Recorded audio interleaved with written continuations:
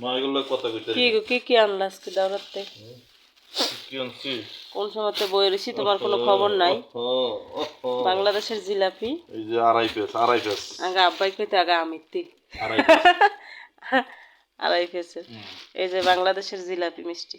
আড়াই পেস হলো মহিলা, এটা মহিলা জিলাপি কইছি তোমার। হ্যাঁ, মহিলার ভিতরে আড়াই পেস, এটা মহিলা জিলাপি, পুরুষ জিলাপি না তো।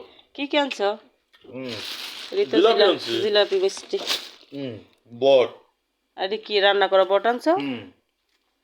আরে বুড়ি তোমার কয় কাম। বুড়ি। তোমার কইলাম একটা আস্তা কিনে আনো, আমি রান্না করবো বাসায়। রসমালাই। মন চাইছে খাইতে রসমালাই লইলাম। তোমার তো কামই এটা।